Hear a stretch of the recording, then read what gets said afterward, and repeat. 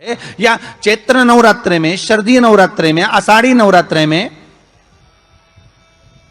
आदिकादिक पौष नवरात्रे में हम शंकर की, हम जगत जननी जगदम्बा की जब स्थापना करते हैं, या हम नूतन घर का प्रवेश करते हैं, या गणेश जी की स्थापना करते हैं, या कोई दुकान को प्रवेश करते हैं, या कोई शुभ कार्य करने के लिए अग्रण्य होते हैं, तो हम कलश की स्थापना क्यों करते हैं? आज शिव महापुराण में शुरुआत में अपन शिव और पार्वती की यही संवाद को लेकर चलते।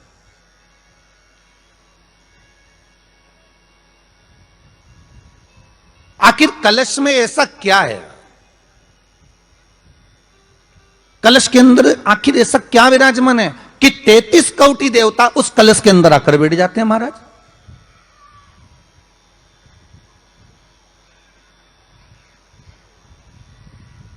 आप कोई यज्ञ करने जा रहे हो, आप कोई पोथी पुराण करने जा रहे हो, आप कोई अच्छा कार्य करने जा रहे हो, तो ब्राह्मण देवता कह देते कलश की स्थापना होगी, कलश की शोभा यात्रा निकलेगी, कलश यात्रा निकलेगी, कलश विराजमान होगा।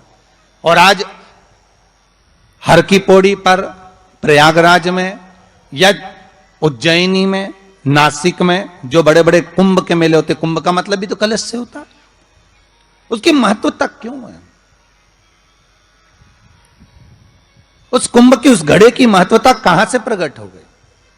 शिव महापुराण की कथा कहती है महाराज, भगवान औघड़दानी शंकर स्वयं आद्य शक्ति जगदम्बा से कहते हैं कि जगदम्बा तू क्या चाहती है बोल। तो जगत जननी जगदम्बा कहती है कि जहां मैं हूं वहां शंकर है। ये आपने कह दिया, पर जहां शंकर है वहां पार्वती का होना जरूरी है। उसके लिए सिद्ध करने के लिए एक स्थान ऐसा बनाया जाए जहां पर शंकर विराजमान है और शंकर के साथ पार्वती विराजमान है। तो शिव जी ने कहा, पार्वती उसके लिए मैं तुझे एक सुंदर कलश का निर्माण कर देता हूं। दुनिया का रचनाकार, दुनिया की रचना करने वाले महाराज, संपूर्ण ब्रह्मांड की रचना करने वाले, जिनको भगवान शिव ने स्वयं ब्रह्मदेव से कहा है कि ब्रह्मा जी तुम सृष्टि खंड को आगे बढ़ाइए, सृष्टि की रचना करिए। और आज ही के दिन, यही चैत्रीय प्रतिपदा के दिन, यही इसको कहते हैं नया संवत्सर, नया वर्ष। हिंदू धर्म में क्यों कहा जाता है? आज ही के दिन ब्रह्मा जी ने महाराज सृष्टि की रचना करना प्रारंभ करा था। आज ही के दिन भगवान शिव और ब्रह्मा का संवाद हुआ था। सीधे भगवान शंकर ब्रह्मदेव के पास जाकर बोले थे, हे ब्रह्मदेव आप सृष्टि की रचना करिए। तो ब्रह्मा जी ने पूछा था, सारे नक्षत्र आपने बनाए, सारे दिन आपने बनाए, सारी घड़ियां आपने बनाई, सारा पल आपने बनाया, मनुष्य की श्वास गिनती, काउंटिंग, अर्थात मनुष्य के शरीर की रोमावली, ये सब आपने निश्चित करी है। नीम की बंदरवन, ये गुणी पूर्णिमा का जो दिन रहता है, चैत्री नवरात्रि जिस दिन प्रारंभ होते हैं, नया संवत्सर जिस दिन प्रारंभ होता है, उस दिन नीम के पत्ते की बंदरवन लगती है, जो नवरात्रि के 9 दिन तक दरवाजे के बाहर लगी होती है, जिससे घर में कोई नई बीमारी प्रवेश नहीं करती, वो बीमारी बाहर निकल जाती है। इसको नीम के पत्ते की बंदरवन। मैं बेटा बेटियों से कहूंगा, नवयुवक बच्चों से कहूंगा, अगर आप कंपटीशन एग्जाम में बैठ रहे हो, अपनी पूरी मेहनत करो, पूरा परिश्रम करो, रात दिन एक करो और लगे रहो। और 9 दिन तक नवरात्रि में 9 लाल फूल की 9 पंखड़ियां या 9 कोई भी चावल लाल कलर में कर कुंकू में कर अगर मां जगत जननी के मंदिर में नहीं जा सकते, मां भीड़ रहे, तो शिवलिंग की जो जलाधारी है, जहां पानी गोल घूमता है, इस जलाधारी पर कहीं पर भी नवरात्रे में 9 दिन तक या तो लाल फूल की पंखड़ी 9 या 9 चावल के दाने लाल कलर कर कुंकू में, लाल चंदन में उस स्थान पर चढ़ाना प्रारंभ करो। 9 दिन के बाद तुम्हें 15 दिन और निकलेंगे, उसके बाद तुम्हें खुद लगेगा कि तुम्हारी जॉब, तुम्हारी नौकरी तुम्हारा बाबा ने लगाया है। नवरात्रे में जितनी शंकर की आराधना कर सकते हो उतनी करो। शंकर की आराधना करने से नवरात्रे में शक्ति का बल बढ़ता है, शक्ति का। क्यों गुरुजी नवरात्र में शंकर जी की आराधना क्यों करना चाहिए? हमने कहा अगर माता रानी से जो मांगना है तुम्हें, अगर तुमने नवरात्रे में शिव जी की आराधना करिए, शंकर की कथा सुनिए, शंकर की आराधना करिए, शिव स्तुति करिए, शंकर को एक लोटा जल चढ़ाया, मां आद्य शक्ति तुम्हारे पर कृपा करेगी। क्यों? क्योंकि जिस स्थान पर शिवलिंग रखा होता है और जो हस्त कमल है वो माँ पार्वती जगत जननी दुर्गा भवानी है। जब हम जल चढ़ाते हैं माँ आद्य शक्ति अम्बा जगदम्बा 64 योगिनियों पर वो जल चढ़ जाता है और जगत जननी नवरात्र में प्रसन्न हो जाती है। वो जल की इतनी महत्वता है। आद्य शक्ति को प्रसन्न करना है, नवरात्र में शिव जी को जल चढ़ाओ। अब कई लोग ऐसे होते हैं, हम नवरात्रि आई है माता रानी को भज रहे हैं, जगत जननी दुर्गा भवानी को भज रहे हैं, पर शिव जी के मंदिर तक नहीं जा रहे, समय नहीं मिल रहा मंदिर जाने का, क्योंकि माता जी के मंदिर जाते हैं, माता जी को प्रणाम। अरे उस शंकर को पहले भजो, सवेरे उठते से ही पहला 1 लोटा जल शिव को, क्योंकि उसी के माँ जगत जननी हस्तकमल पर जल जाना जरूरी है। शंकर का चढ़ा वो हमें फल प्रदान करे, सुख दे, आनंद का। एक बेलपत्र में इतना बल होता है कि 64 योगिनियां, 33 कोटि देवताओं की धर्म पत्नियां, देवियां, 64 योगिनियां, देवियां, सारी सिद्धियां, निधियां, सब बेलपत्र के इस पत्ते के दोनों पत्ते और पत्ते के बीच में जो डंडी होती है, जो बची हुई जगह होती है, सारी निधि, सारी सिद्धि और सारी देवियों का स्थान होता है। जब हम एक बेलपत्र को दिल से अपनी कामना कर कर देवाधिदेव महादेव को, ये शिवलिंग जलाधारी, ये जल बहता है, बेलपत्र समर्पित करते हैं दक्षिण में बैठकर जब डंडी का मुख उत्तर की ओर कर कर बेलपत्र अपने मन से कामना कर कर शिवलिंग पर समर्पित करते हैं, तो ऐसी कोई कामना नहीं जो मेरा महादेव पूरी ना करता। और नवरात्रि में भी देवी की आराधना का एक स्मरण का सुख है महाराज। ज्योत का विधान है, नवरात्रि में देवी की ज्योत लगती है, अखंड ज्योति लगती है, जवारे बुआए जाते हैं, कलश लगता है। ज्योत का भी विधान है, जिसके यहां दिया अखंड जलाया जाता है, अगर वो दिए की लो, दिए की बाती अगर दक्षिण दिशा की होती है तो उसके घर में साल भर में एक घात जरूर होती है।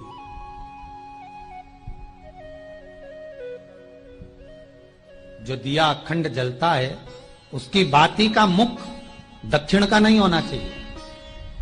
अगर आपने देवी भागवत का स्मरण कराओ, देवी भागवत को अगर सुना हो, तो देवी भागवत में स्पष्ट किया गया कि पूर्व की ओर मुख करा हुआ दिया, अर्थात पूर्व की ओर ज्योत जो जलाई जाती है वो संपदा की वृद्धि करती है। पश्चिम की ओर मुख कर कर जो ज्योत लगाई जाती है महाराज, वो वैभव को देती है। और उत्तर की ओर जो मुख कर कर ज्योत जलाई जाती है, उत्तर की ओर जो ज्योत का मुख रहता है वो आयु की वृद्धि करती है, घर में अकाल मौत को रोकती है।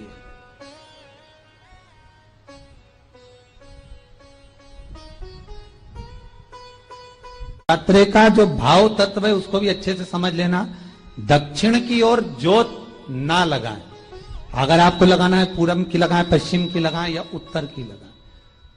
और जितने दिन महारानी जगदम्बा जगतधात्री दुर्गा भवानी, अब की बार माताजी घोड़े पर आई है, हर बार देवी बदल बदल के आती है, इस बार जो नवरात्रे आए वो घोड़े के आए।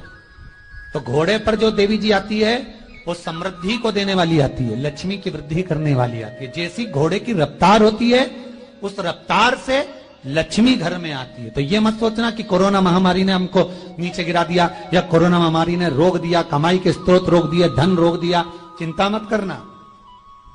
मेरी मां जगत जननी दुर्गा भवानी अब की बार घोड़े पर आई है, साल भर में इतना धन दे देगी कि आपने पीछे के 4 साल में नहीं कमाया होगा, इतनी मेरी मां भंडार भर देगी। ये घोड़े पर आई है, कोई साधारण नहीं हो सकता। देवी भागवत में स्पष्ट किया गया, जब जगदम्बा मगर पर आती है उसका भाव अलग है, और जगदम्बा जब हाथी पर आती है उसका भाव अलग है, और जगदम्बा जब घोड़े पर आती है तो जगत को समृद्धिवान बना देती है, वैभव में कमी नहीं आती। अभी भले दुनिया के लोग अभी रोते हैं कि पैसा नहीं आ रहा, कोरोना महामारी ने सब तोड़ दिया, रोक दिया, पर चिंता ना करना, मेरी मां अगर घोड़े पर आई है तो उसका सुख आपको जरूर मिलेगा। एक जरा सी मिट्टी की दुकान भी अगर आप खोल कर बैठेंगे तो चांदी और सोना के बराबर कमाएंगे, इतना धन देगी वो मारा, साधारण नहीं है मेरी माता। तात्विक सुख का आनंद देने वाली, लाभ तत्व प्रदान करने। और नवरात्रि में भी अगर आपकी कोई कामना है, आपकी अगर इच्छा है, आपका मन है, तो जगत जननी की आराधना करो।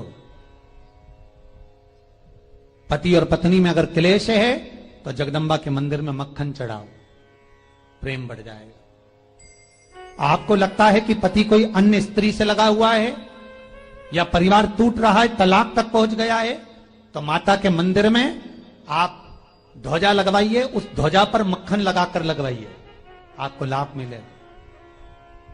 महाराज, यदि आपको लगता है कि बच्चे बहुत ज्यादा अपशब्द बोल रहे हैं, मुंह चला रहे हैं और प्रेम नहीं रख रहे, तो माता के मंदिर में लाल पुष्प, लाल चंदन और लाल चूड़ी मां को समर्पित करिए, प्रेम बढ़ेगा। बच्चा कभी आप जी से कम नहीं बोलेगा, प्रेम की भाषा निकलेगी मुंह से। मां जगतजननी की आराधना, जगदम्बा की उपासना। नवरात्रि में 9 दिन में से कोई एक दिन ऐसा ले लो जिस दिन कन्याओं का भोजन कराओ, साथ में उनको लाल चुनरी ओढ़ाओ या कोई लाल वस्त्र, लाल पूजन की सामग्री उनको दो, सुख मिलेगा, आनंद आएगा। केवल नवरात्रे व्रत करने से पूर्ण नहीं होते, केवल नवरात्रे 9 दिन तक भूखे रहने से पूर्ण नहीं होते, केवल नवरात्रे नवरात्रि तक जागने से पूर्ण नहीं होते, केवल नवरात्रे घर में ज्योत जलाने से पूर्ण नहीं होते, केवल नवरात्रे 9 दिन तक जवारे बोने से पूर्ण नहीं होते, केवल नवरात्रे 9 दिन तक कलश स्थापना से पूर्ण नहीं होते। नवरात्रे पूर्ण जब माने जाते हैं जब आप घर में रहने वाली नारी का आदर करना प्रारंभ कर दो। प्रत्येक कन्या में, प्रत्येक बच्ची में तुम्हें मां जगत जननी का स्वरूप नजर आने लगे और आप स्त्री को सम्मान देने लगे, आदर करने लगे, तो समझना कि नवरात्रि सिद्ध हो गए, नवरात्रि में आपकी साधना सिद्ध हो गई। क्यों बोते हैं? उसको बोने का कारण क्या है? केवल कोई कहे कि हम ठाकुर जी को भजते हैं, भगवान कृष्ण को भजते हैं, कोई कहे हम तिरुपति बालाजी को, नारायण को भजते हैं, कोई कहता है कि हम हरि विठल को, पांडुरंगा को भजते हैं, हमारे यहाँ हाँ हम इनको भजते हैं तो जवारे नहीं बोते। ना ना, पुष्टि मार्गी है, ठाकुर जी की सेवा करने वाला है, उसके यहाँ भी ये 9 दिन जवारे बोए जाते हैं। रामानुज संप्रदाय से जुड़ा हुआ है, नारायण की पूजन कर रहा है, उसके घर में भी जवारे बोए जाते हैं। पांडुरंगा हरि विठल की उपासना कर रहा है, उसके घर में भी जवारे बोए जाते हैं। जवारे का महत्व हमारे यहाँ शास्त्र कहता है। क्या महत्व है उसका, क्या फल है उसका? महाराज, जब देवी माता ने दुर्गा भवानी को पंचायत में बुलाया गया, शिव पंचायत में मां दुर्गा बैठी हुई है, और शिव पंचायत में जब दुर्गा भवानी बैठी, उपद्रवियों ने उपद्रव मचाया, अहंकारियों ने अहंकार मचाया, असुरों ने, राक्षसों ने हाहाकार मचाना प्रारंभ करा। तब उस समय पर देवाधिदेव महादेव माता पार्वती को देखकर, दुर्गा भवानी को देखकर मुस्कुरा रहे थे। केवल शिव मुस्कुरा रहे हैं, पार्वती को देखकर, दुर्गा भवानी को देखकर, मां जगत जननी को देखकर केवल मुस्कुरा रहे हैं। तब देवता सूर्य नारायण ने भगवान शिव जी को देखकर हाथ जोड़कर प्रार्थना करी। भास्कर देव बोले, सूर्य नारायण बोले, बाबा मेरे मन के संशय को मिटा दीजिए। शिव जी ने पूछा क्या काम है? बोलो क्या चाहते हो? शंकर भगवान से सूर्य देव, भास्कर देव कहते हैं, प्रभु आपके मुस्कुराने का कारण क्या?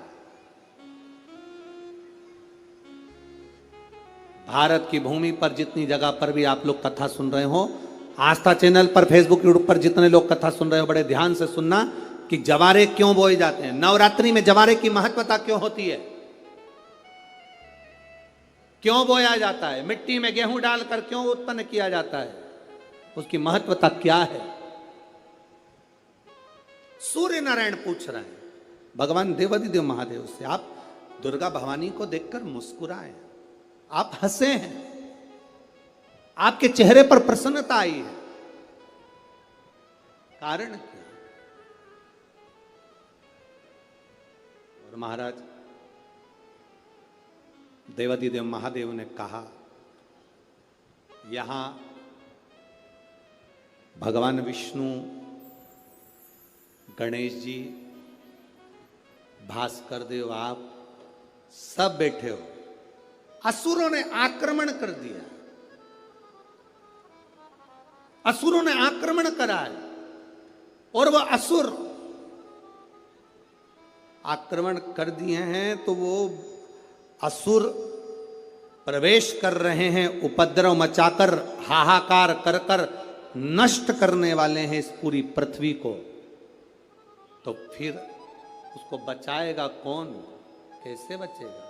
शिव जी ने कहा चिंता मत करो।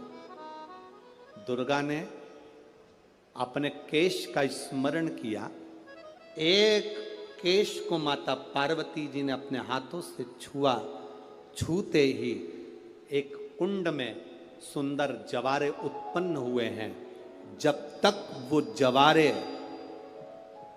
बड़े नहीं हो जाते, जब तक वो जवारे थोड़े प्रबल नहीं हो जाते, तब तक एक भी असुर प्रवेश नहीं कर सकता, हाहाकार नहीं मचा सकता और अंदर आ नहीं सकता। शिव महापुराण की कथा कहती है, जवारे जिसके यहाँ बोए जाते हैं, जवारे का, आप लोग कहते हैं कहीं पर देवी जी बैठी हैं, किसी के यहाँ मिट्टी की मूर्ति आई, 21 फीट की, 41 फीट की, 15 फीट की, 10 फीट की, 25 फीट की देवी जी की प्रतिमा स्थापना हुई। लोग कहते हैं हम देवी जी का दर्शन करने जा रहे हैं, दुर्गा जी का दर्शन करने जा रहे हैं। शिव महापुराण की कथा कहती है वो दुर्गा जी का दर्शन नहीं, देवी का दर्शन नहीं। नवरात्रे में जहां जवारे बोए जाते हैं वहां मात्र आप पांव रखते हैं तो अपने घर में से क्लेश दूर हट जाता है, अहंकार दूर हट जाता है, अभिमतता दूर हट जाती है, तकलीफें दूर हट जाती है। जिसके घर में जवारे बोए जाते हैं वहां से अहंकार, काम, लोभ, आसक्ति, वासना, तृष्णा और दुख, तकलीफें दूर हट जाती है। तो जवारे का मूल का तत्व आनंद, सुख। महाराज उसको समझने वाला समझ सकता। अष्टमी के दिन कन्याओं का भोजन कराओ या नवमी के दिन कन्याओं का भोजन कराओ, पर देवी भागवत तो कहती है, देवी भागवत तो वर्णन करती है कि पहले नवरात्रे से लेकर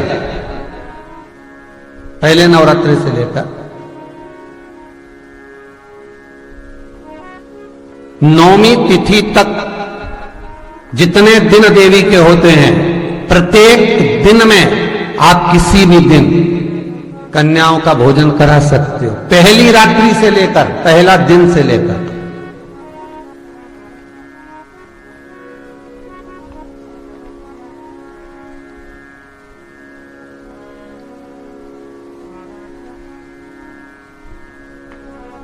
नवरात्रि मालूम है कब से लगती है?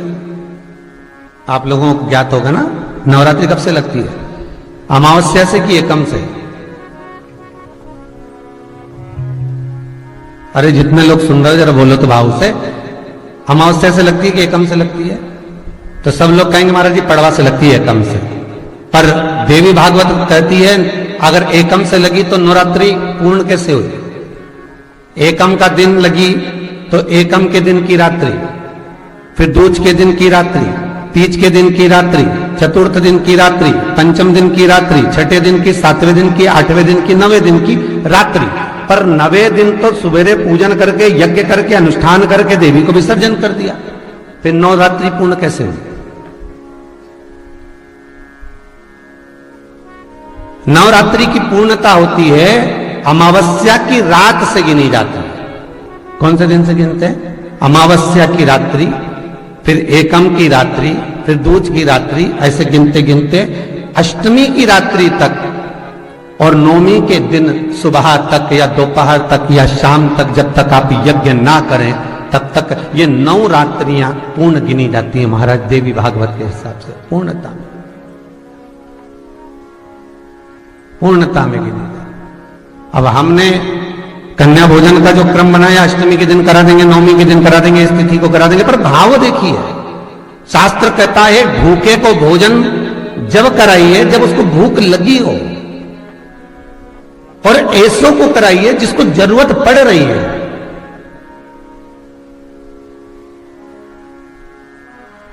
एक नवरात्रे में जो पंचमी तिथि होती है नवरात्रे की जो पंचमी तिथि है, उस पंचमी तिथि के दिन अशोक सुंदरी का जो स्थान होता है उसको समझिएगा थोड़ा सा। जैसे ये शिवलिंग है और ये जलाधारी है भगवान शंकर की। ये शिवलिंग, ये जलाधारी, और जलाधारी में जो जल बहता है उसमें बीच में जो मोटी सी लाइन रहती है वो अशोक सुंदरी होती है। जैसे कई बेटे हैं, बेटियां हैं, कोई व्यक्ति व्यापार चालू कर रहा है, कोई व्यक्ति अपना नया भवन निर्माण कर रहा है, नए भवन में जा रहा है, या कुछ अच्छी दुकान खोलना चाह रहा है, कोई अपने लक्ष्य पर पहुंचना चाहता है और पहुंच नहीं पा रहा। तो जो शारदीय नवरात्रे आते हैं, इस शारदीय नवरात्रे में जो मां आद्य शक्ति की पूजन की जो पंचमी तिथि होती है, इस पंचमी तिथि पर अशोक सुंदरी वाली जगह पर, जो अशोक सुंदरी का स्थान है, वहां पर लाल पुष्प एक समर्पित करें। जो जलाधारी है, मां पार्वती, जगत जननी, जगदम्बा, अम्बा, भवानी मैया, दुर्गा का हस्त कमल, इस पर 7 जगह पर कहीं पर भी लाल चंदन की बिंदी 7 स्थान पर कहीं पर भी रखी, और 1 लोटा जल शिव जी को पंचमी के दिन, नवरात्रि की, शारदीय नवरात्रि की पंचमी के दिन कामना करते हुए उत्तर की ओर मुख कर कर, अर्थात यहाँ बैठते हुए शिव जी पर जल चढ़ाना प्रारंभ करें और अपने मन की कामना कहकर बाबा के पास में जो लाल पुष्प समर्पित करा है, उस पुष्प को अशोक सुंदरी वाली जगह से वापिस लेकर आ जाए। जिस लक्ष्य को आप पाना चाहते हो, अच्छी पढ़ाई कर रहे हो, खूब अध्ययन कर रहे हो, खूब मेहनत कर रहे हो, खूब पढ़ो, कोई दुकान खोल रहे हो, व्यापार चालू कर रहे हो, कोई नया कार्य चालू कर रहे हो, उस पुष्प को अपने स्पर्श कर कर या उस पुष्प का दर्शन कर कर आप एक बार जाकर देखो, आपको उस मंजिल तक मां आद्य शक्ति, दुर्गा, भवानी, शिव पहुंचा कर शंकर भाई। और एक निवेदन करूं आप लोगों से कि बन सके